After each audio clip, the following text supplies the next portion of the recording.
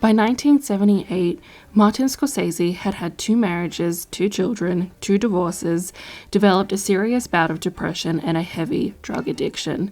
He had released 6 feature films, 3 documentaries, 4 if you count his work on Woodstock, which he did not receive credit for.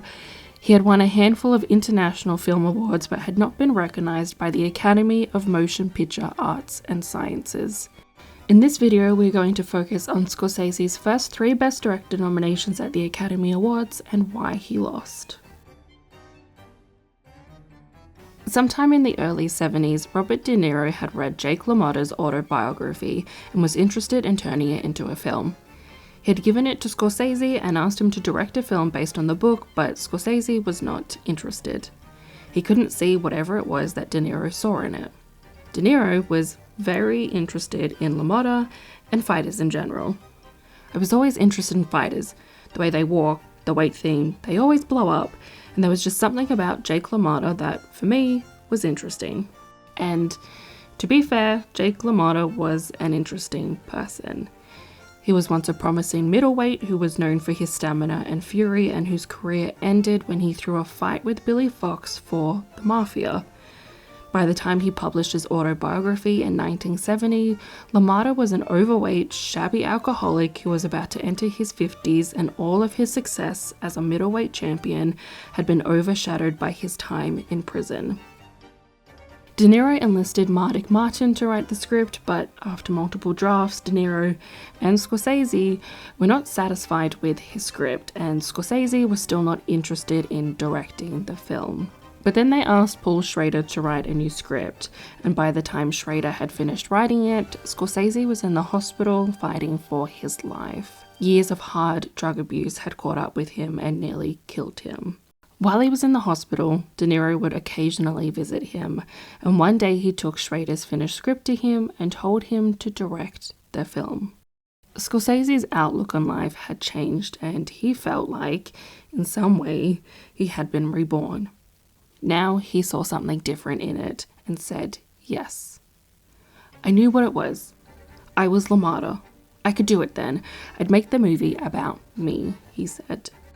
When the film was released, it made no money and the reviews were mixed. People did not like how violent and graphic the film was. Author Peter Biskin recalled that during one screening, a fight broke out among the audience. He said, it really did seem to incite people, but it got a lot of bad reviews. People were saying, how dare Scorsese present such awful, irredeemable characters? And critics like Pauline Kael were not kind to the film. Kael wrote, you can feel the director sweating for greatness, but there's nothing under the scenes. The film's editor and a longtime collaborator of Scorsese, Thelma Schoonmaker, said, the first reviews in the trade papers were advising exhibitors not to rent the film. They said it wouldn't go anywhere with the public. Jake LaMotta himself liked that De Niro was portraying him, although he found the film difficult to watch. In 2015, he said, I didn't particularly like the film. For the first time, I thought, my God, was I beating up my brother and doing all that kind of stuff? LaMotta asked his wife if the film's portrayal of him was true, and she told him, you were worse. I think Raging Bull is one of Scorsese's most breathtaking films, and one of the best films of the 1980s. It is violent and ferocious, but it is also sad and tragic and human. Most of the violence occurs at home and in bars, fueled by Jake LaMotta's fears, rage, and destructive tendencies. His wife Vicky mentions that one of his opponents is so popular because he is young and attractive, which causes LaMotta to become paranoid, possessive, jealous, and abusive towards Vicky.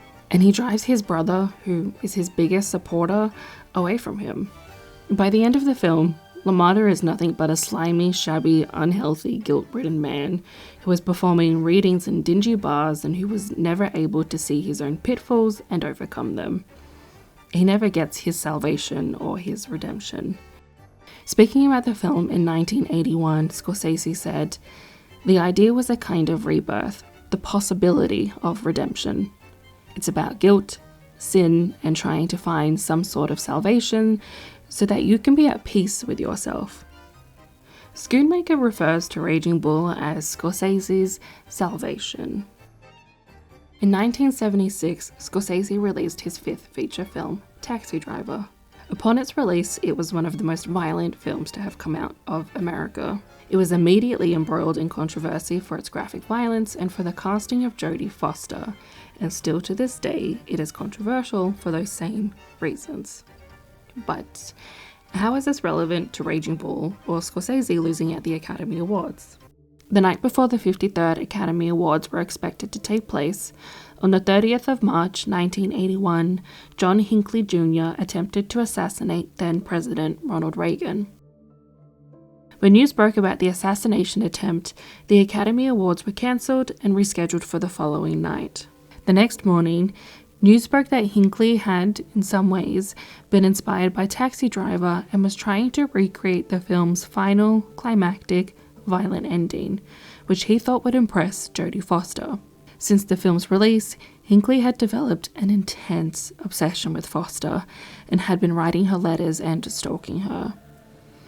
And not long after the film's release, Hinckley had sent letters to Scorsese threatening his life for what Foster's character goes through in the film, and if Foster were to win an Academy Award for her performance in the film, which Scorsese had shared with the FBI. Scorsese chose to attend the 53rd Academy Awards despite being advised not to. His then-wife, Isabella Rossellini, described the night as a night of enormous tension. It was unknown if there was one person involved or if it was a conspiracy and multiple people were involved. He attended the ceremony wearing a bulletproof vest underneath his tuxedo and with undercover FBI agents by his side. Critics, again, were questioning if Scorsese and Taxi Driver glorified violence. And here he was, at the 53rd Academy Awards, supporting his boxing film that had received mixed reviews and that had been criticized for its graphic violence. That night, Raging Bull was nominated for 8 awards, and this was the first time Scorsese's work and one of his films had been recognized by the Academy. Robert De Niro won for Best Actor, Thelma Schoonmaker won for Best Editing, and Scorsese lost Best Director and Best Picture to Robert Redford for his directorial debut film, Ordinary People, as was expected. The next morning, the New York Times wrote, "It was widely expected that Ordinary People was expected to win." It is unlikely the controversy surrounding Scorsese, his films, and the assassination attempt of Ronald Reagan cost him his Oscar that night, given that 1. Back then voting closed a week before the ceremony took place, and 2. Ordinary People and Robert Redford had been winning most of the awards they had been nominated for. Ordinary People was a huge success for Redford. He took a massive gamble on a film that no one wanted him to make, and it worked in his favour. It was critically acclaimed, commercially popular, and a box office hit. It ticked all the boxes. But if we put Raging Bull and Ordinary People aside, 1980 is a really good year for film. In 1980, we got The Shining, The Empire Strikes Back, Elephant Man, which was also nominated for Best Film, and David Lynch was also nominated for Best Director. 9 to 5, The Blues Brothers, Gloria, American Gigolo, Friday the 13th, Dressed to Kill, Altered States, Caddyshack, Cruising, The Changeling, The Fog, Airplane. I mean, it was a great year for movies. Reflecting on the 53rd Academy Awards, Schoonmaker described it as one of the worst nights of her life. When we were standing there, those of us who did win, I was waiting for Marty to come with his Oscar, and he didn't. It was the worst night of my life. It was devastating that he didn't win. And speaking of her Oscar win that night, she said, "I don't display that Oscar because I don't feel it's mine. It's Marty's." Raging Bull is an extraordinarily directed film, and as Schoonmaker points out, it's a benchmark movie, and she's not wrong. In 1998, the AFI included the film in their 100 Years, 100 Movies list in 24th place, which they then moved up to 4th place when they updated the list in 2007. In 2012, Roger Ebert included it in his 10 greatest films of all time list, and IMDb listed it as the 4th greatest film of all time. Raging Bull is consistently regarded as one of the greatest films of all time and one of the greatest films to have come out of the 1970s. And Ordinary People is mostly remembered as the film Raging Bull lost to.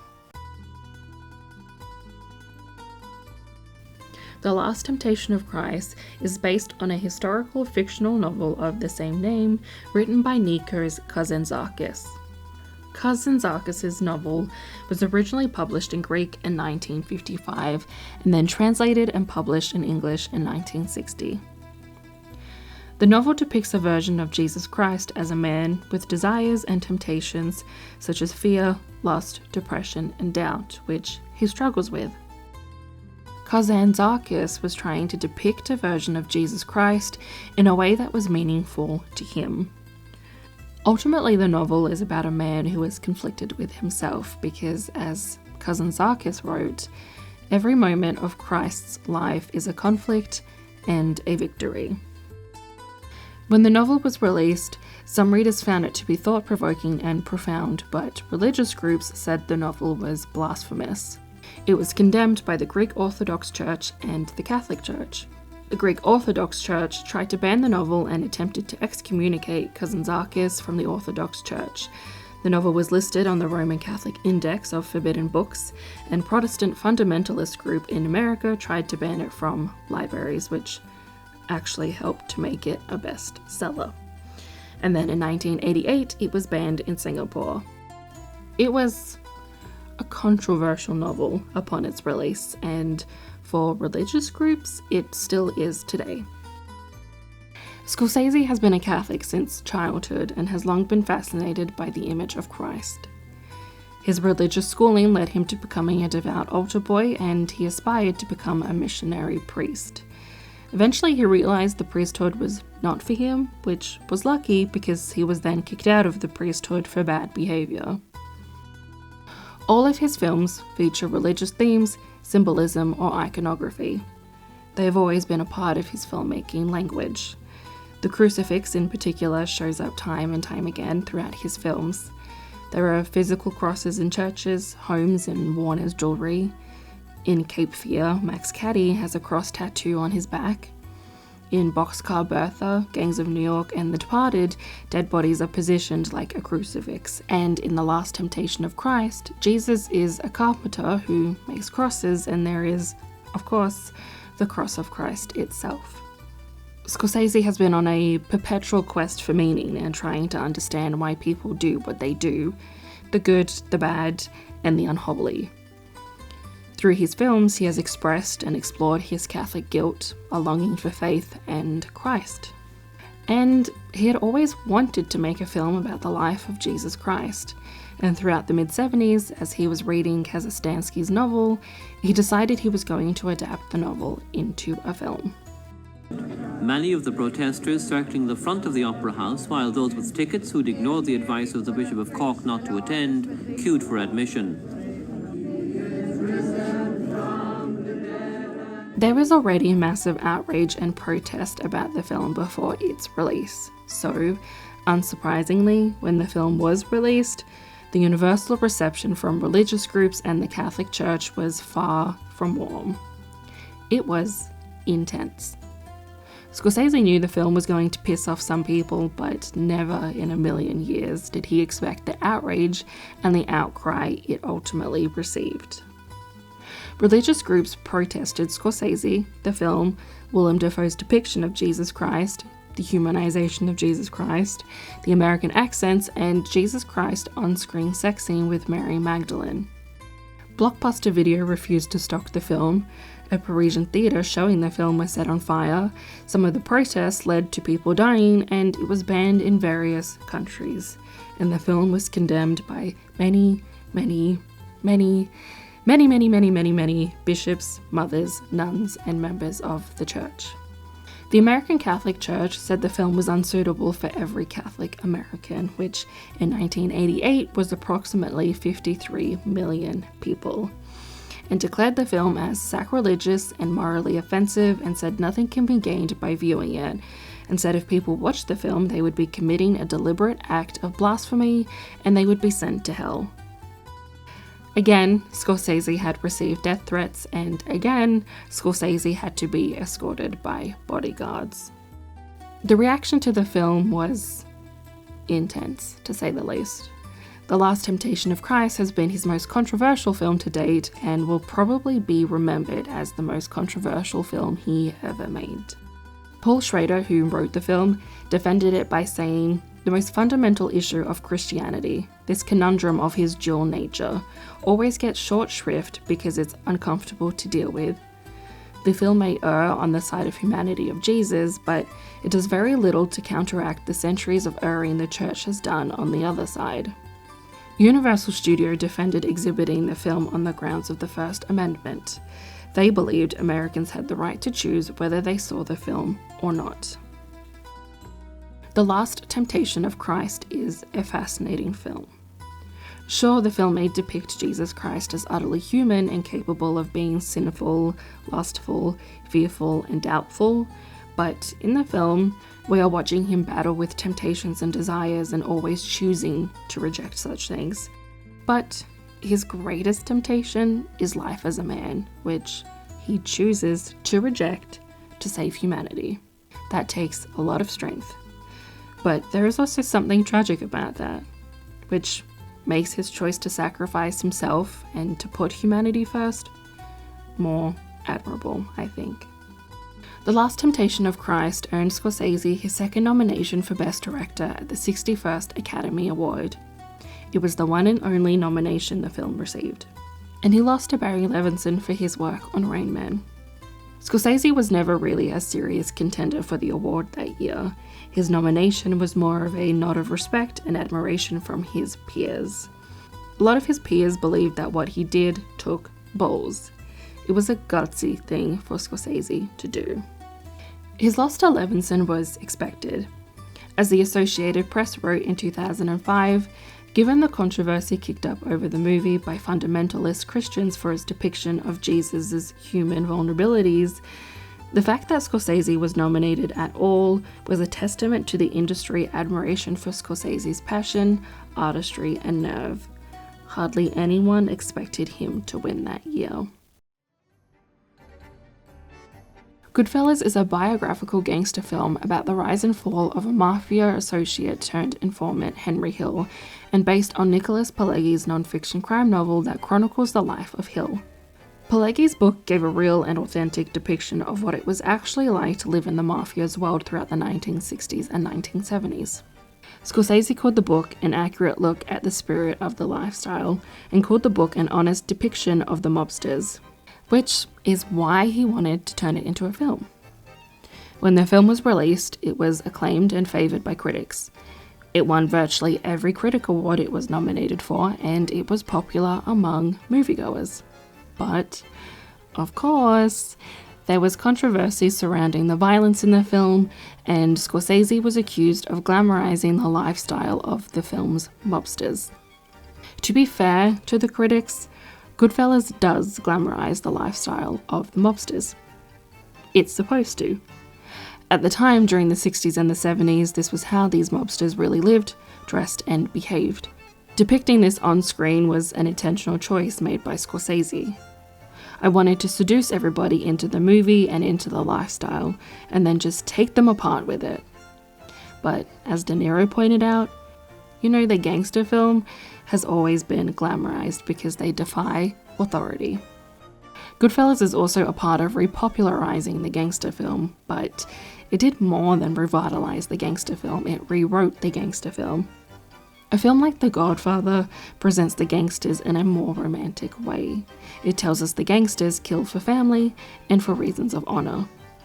Whereas GoodFellas is blunt with its audience, and it shows us the violent, murderous, terrifying killers that the gangsters really are. It was also a lot more accurate in how it depicted what was really happening in the mafia from the 1960s all the way through to the 1980s. Despite the criticism it received, GoodFellas was critically acclaimed, commercially successful, and a success at the box office. It ticked all the boxes and then some. So you would think GoodFellas would be the film Scorsese would finally win Best Director for. No. That year, the Academy felt that someone else was more deserving. Kevin Costner, who at the time was one of the biggest actors in the world, released his directorial debut feature film Dances with Wolves that same year. Dances with Wolves is an epic Western film that attempts to capture an important moment in American history, and it attempts to highlight the difficulty of Native American Indians. It also helped to revitalize the Western genre, which was thought to be dead. The Western genre wasn't dead by any means. It was certainly less popular, but not dead. If anything, the generation of filmmakers and actors who made Western films and made them popular were dead or just far less active in filmmaking. Dances with Wolves dominated the 63rd Academy Awards. It received 12 nominations, more than any other film of that year, and it won 7, including Best Picture and Best Director. Its domination at the Academy Awards, retrospectively, is not a surprise in the slightest. At the time, the film was considered to be an oppressive feat for Costner, and I would say, still to this day, is probably his best work as a director.